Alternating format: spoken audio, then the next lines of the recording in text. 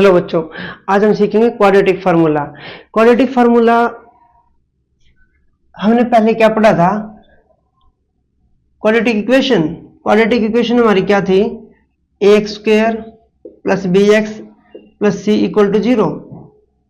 हमने quadratic equation को solve करने के लिए हमने एक मेथड पढ़ा था, फैक्टराइजेशन मेथड।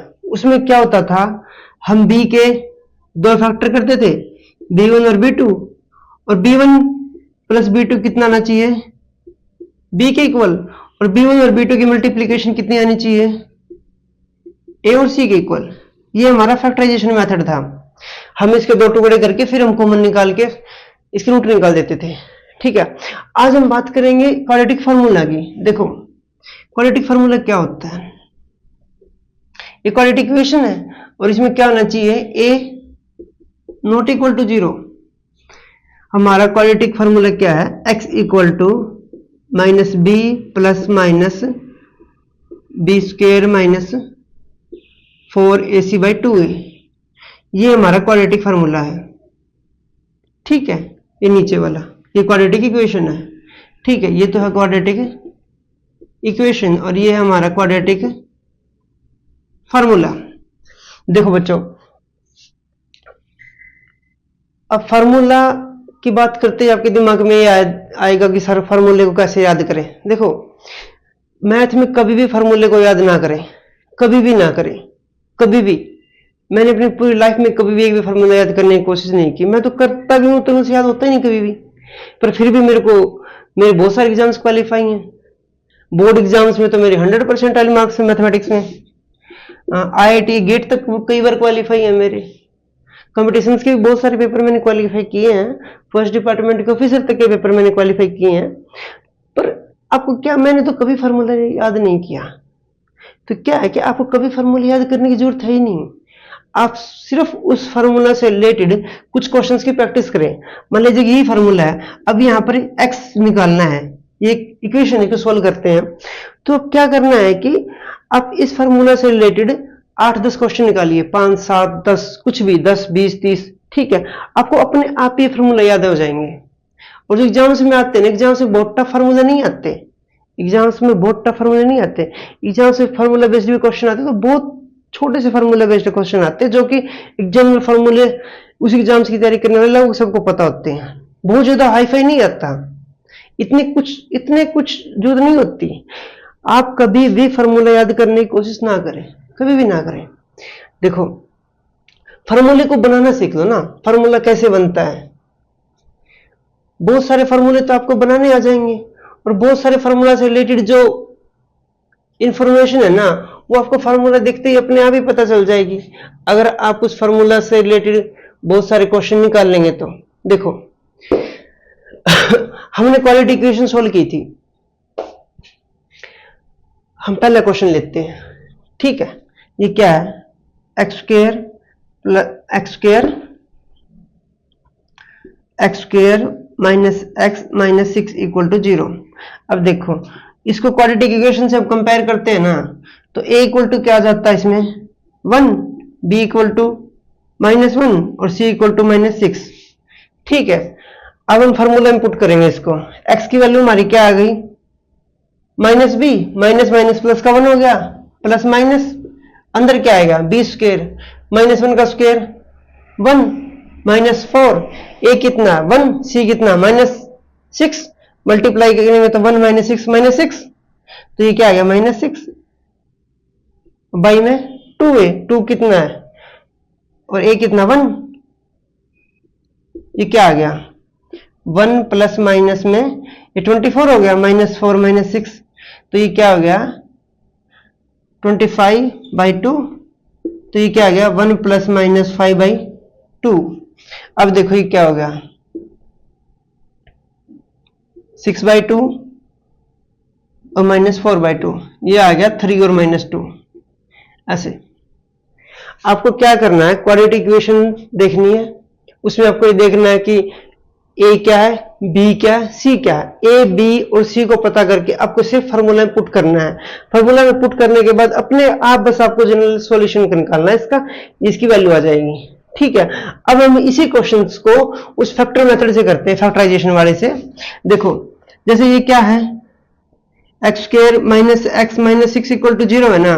अब देखो मल्टीप्लीकेशन कितनी होनी चाहिए, माइनस का 1, और ना एडिशन कितनी होनी चाहिए, माइनस का 1, मल्टीप्लीकेशन कितनी होनी चाहिए, माइनस का 6। तो देखो वही क्या ले लेते हैं हम इनको, माइनस 3 और 2 को ले लें। देखो X square minus 3x plus 2x minus 6 equal to 0। इसमें से x को कॉमन लेंगे तो क्या आ गया, x माइनस 3 बाई प्लस में 2 और x minus 3 equal to 0, x minus 3 और x प्लस 2 और क्या आ गया 3 और माइनस 2 आ गए ना। देखो चाहे आप फैक्टराइजेशन मेथड से कर लो, चाहे आप इस क्वाड्रेटिक फार्मूला से कर लो, आंसर सेम आएगा। ठीक है,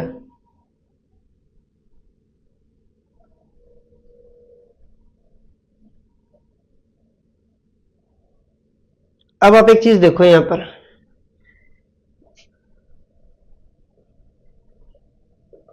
ये क्या है, बी स्क्वायर माइनस 4ac, इसकी वैल्यू कितनी आई हमारी, ये रूट के अंदर 24। ये 24 क्या है, 0 से बड़ा है, 25 तो 0 से ज्यादा बड़ा है ना।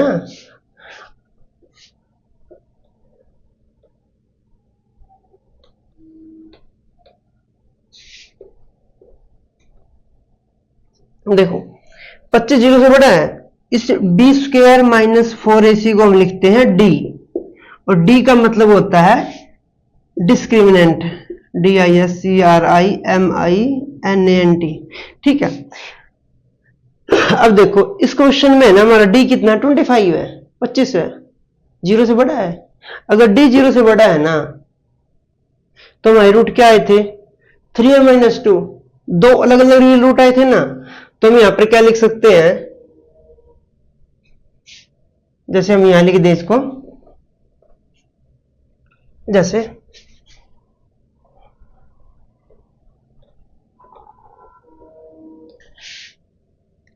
B square minus 4ac equal to D है, ये डी है हमारा।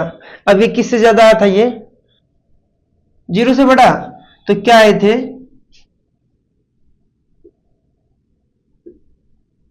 टू रियल रूट आ गए थे।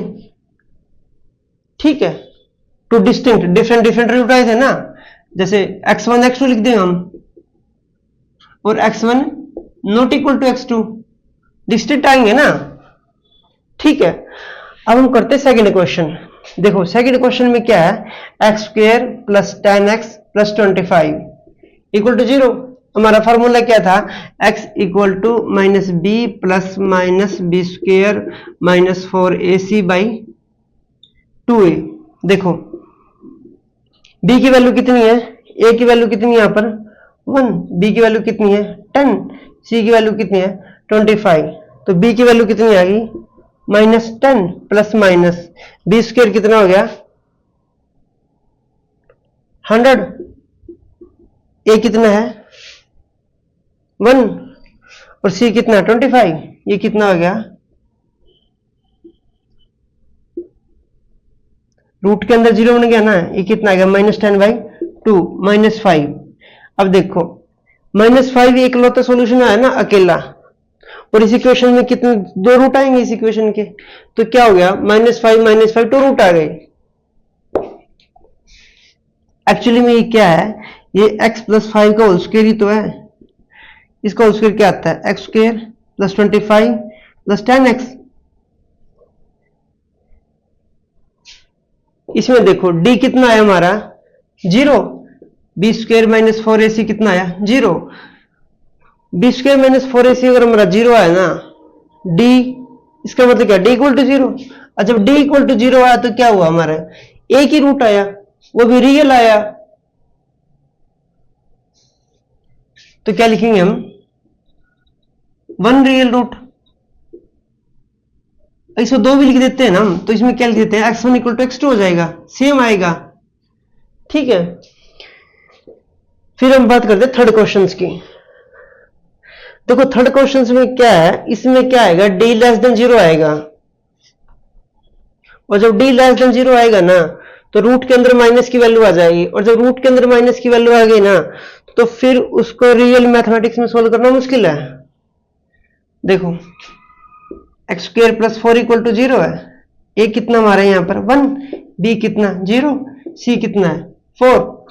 तो एक्स क्या आएगा minus B plus minus B square minus 4ac by 2a। तो माइनस बी कितना है माइनस 0 प्लस माइनस उसके अंदर क्या है बी स्क्वायर 0 माइनस 4ac। तो ये कितना आएगा 4 इंटू में 4 बाई में 2 इंटू 1। तो ये क्या आ गया 0 हो गया। ये अंदर कितना आ गया माइनस 16 बाई में 2। अब ये आ गया हमारा माइनस 16 का रूट बाई 2। ये आ गई हमारी x की वैल्यू प्लस माइनस आ गई इसके। तो अब आप इसमें एक चीज देखो कि रियल मैथमेटिक्स में जब पढ़ते हैं ना तो -1 का हम रूट नहीं निकाल सकते, ये चला जाता कॉम्प्लेक्स में। कॉम्प्लेक्स मैथ अगर आपने पढ़ा हुआ ना तो -1 का रूट को हम क्या लिखते हैं आइटा।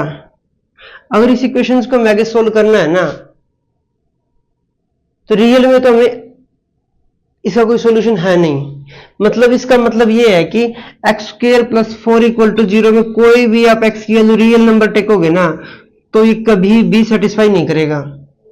ठीक है, एक्स की वैल्यू हमें कॉम्प्लेक्स में टेकनी पड़ेगी। जैसे मैं एक्स की वैल्यू टेकता हूं 2 आइटा। अगर 2 आइटा टेकेंगे ना, अगर आपने कॉम्प्लेक्स पढ़ा होगा तो उसमें क्या होता है आइटा स्क्वायर कितना हो जाता है -1। 2 आइटा टेकेंगे तो कितना हो जाएगा 4 आइटा स्क्वायर प्लस का 4 और -4 प्लस 4 इक्वल टू 0। तो इसके रूट आते हैं प्लस का 2 आइटा और माइनस का 2 आइटा। पर हम बात कर रहे हैं सिर्फ रियल मैथमेटिक्स की। तो रियल मैथमेटिक्स में हम कॉम्प्लेक्स की बातें नहीं करेंगे, पर अगर आपने पढ़ रखी है तो अच्छी बात है। पर हम रियल में क्या बोलेंगे कि इसका रियल में कोई रूट नहीं है।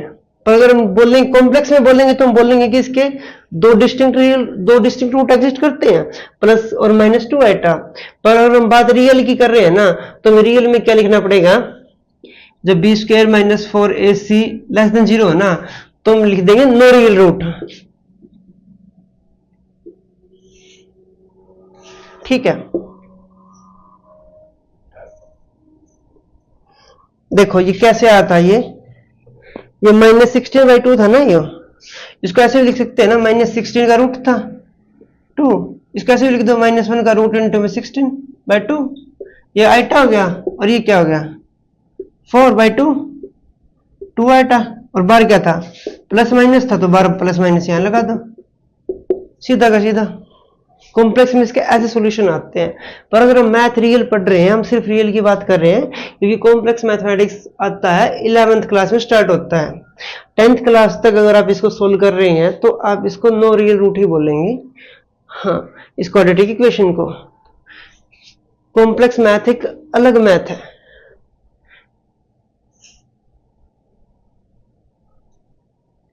ठीक है, ये आ गया हमारा क्वाड्रेटिक इक्वेशन को सोल्व करने का क्वाड्रेटिक फार्मूला।